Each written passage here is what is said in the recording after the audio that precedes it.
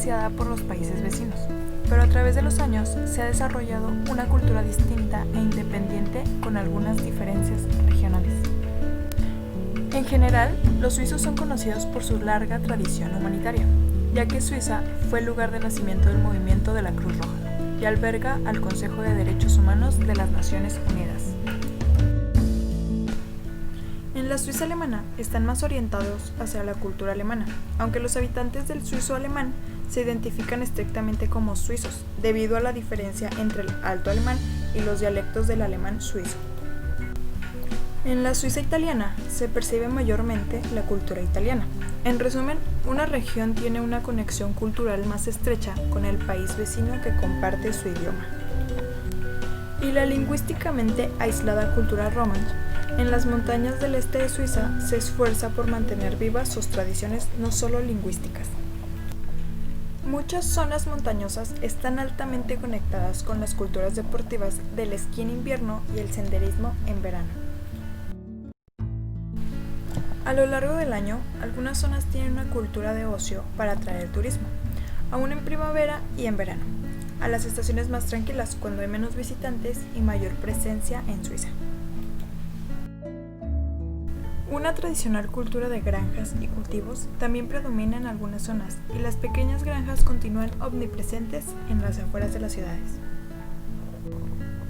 Unas semanas antes de que llegue la Navidad, el 6 de diciembre se celebra San Nicolás. Una noche antes se le conoce como Klausbruch. En ella, los niños recitan poemas llamados Samislausbrüche a San Nicolás y a su ayudante. Estos les dan dulces. Otra celebración pintoresca es la Noche de San Silvestre, que se celebra el 31 de diciembre. Durante esa celebración se festeja el fin de año con desfiles coloridos, gente disfrazada, fuegos artificiales y tambores. Según la tradición, a través de estos ritos, los demonios y espíritus son expulsados. La economía de Suiza, a pesar de la ausencia de recursos naturales, es una de las más prósperas y desarrolladas del mundo. La tasa de desempleo, así como la inflación, son particularmente bajas, y sus ingresos son bastante elevados, tanto como sus aportaciones. La duración de la semana laboral en Suiza es una de las más largas de Europa, luego de Inglaterra, con una media de 42 horas para un trabajador a tiempo completo. Pocas son las protestas que se producen, notablemente gracias a la convención firmada por los patrones y los sindicatos en 1937 llamada La Paz del Trabajo. Esta convención establece las reglas de conciliación en caso de un conflicto. Esta solución, que favorece la discusión en vez de la acción, ha permitido la reducción de pérdidas de las jornadas de trabajo. El salario de los ciudadanos suizos es en media más alto que la mayoría de los demás países del mundo. Se ha hablado de salario bruto o salario neto. Un suizo gana aproximadamente 30 francos por hora, y la diferencia entre el salario bruto y el salario neto suele ser menos importante que el resto de Europa, lo que puede explicar que obtenga las primeras posiciones. La evolución de los salarios fue constante hasta los años 1990. Entre el 1993 y el 2000, los salarios tuvieron un periodo de poca evolución. Hoy se puede constatar una fuerte progresión de los salarios de las mujeres. El índice del salario real encontró que las mujeres vieron aumentar sus salarios un 4.1% durante el periodo del 2000 al 2003, mientras que los hombres vieron subir sus salarios un 3.5%. Este proceso se explica ya que, según estudios realizados, por lo general las mujeres ganan un 15% menos que los hombres, aun si la ley de igualdad de sexos esté inscrita en la Constitución. El desempleo ha sido particularmente bajo en Suiza, si se compara con los países vecinos. A pesar de un aumento récord en 1997, en la cual se alcanzó una tasa de 5.2%, la tasa de desempleo es estable y se ubica a un 3.4%. La tasa de desempleo varía según la población. Los más tocados son los extranjeros, dentro de los cuales el nivel de calificación es generalmente más bajo. Vienen luego los suizos romanos y los suizos italianos, y las tasas más bajas corresponden a las regiones alemanas. Las tasas más grandes de desempleo se encuentran concentradas en los centros urbanos como Zúrich, o Ginebra. Como es propio de la discreción suiza, entre sus construcciones más sorprendentes no está el edificio más alto ni más caro del mundo. Lo más sorprendente es más bien la enorme y variada calidad arquitectónica que se extiende a lo largo y ancho del país. Todas y cada una de las corrientes importantes en la cultura arquitectónica europea tienen en Suiza sus propios exponentes, aunque en una medida más bien moderada, porque al fin y al cabo en la historia del país no ha habido gobernantes todopoderosos que se hayan mandado construir grandes monumentos. El país arrastra 200 años de paz y un valiosísimo patrimonio cultural que aún conserva. Ciudades y pueblos enteros conservan hoy en gran parte su estructura original. Berna, declarada por la UNESCO Patrimonio Cultural de la Humanidad, es solo un ejemplo de muchos. Esto ha hecho que Suiza tenga una fama de ser un museo al aire libre. Desde el punto de vista arquitectónico son de gran interés.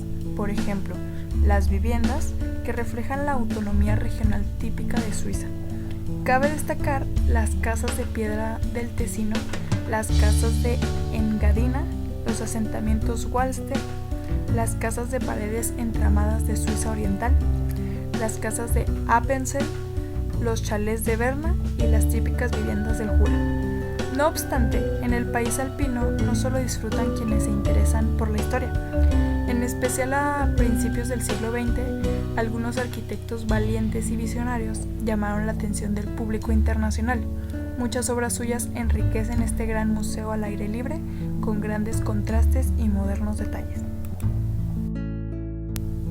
Algunos de los edificios más antiguos conocidos en Suiza fueron las construcciones sobre pilotes prehistóricos que fueron construidas por las culturas Pin, Horgen, Cortaloid y Latene entre los años 4000 y 5000 a.C. Varios de estos edificios tempranos se han reconstruido cerca de los sitios donde se descubrieron las ruinas.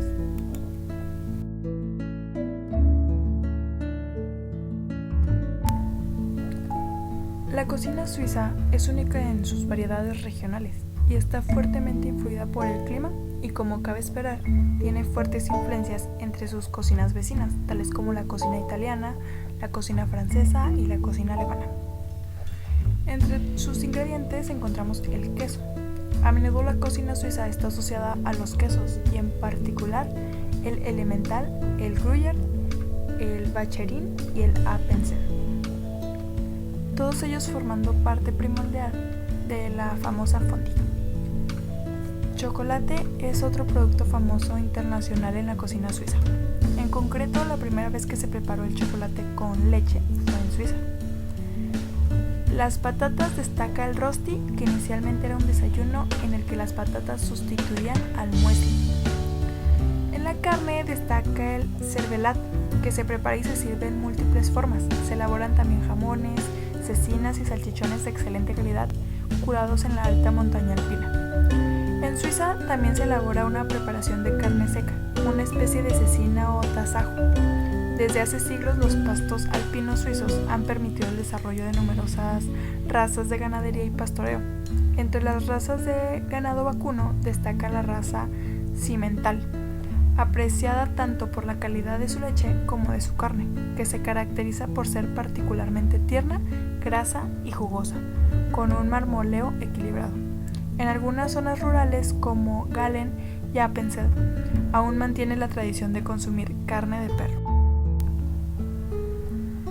En general, Suiza es un excelente lugar para visitar e incluso para vivir, y no solo por sus increíbles paisajes y su variada y rica gastronomía, sino también por la cultura tan particular, por la gente tan noble, tan alegre y claro está que por su excelente organización económica. Muchos dicen que Suiza es uno de los lugares más felices del mundo.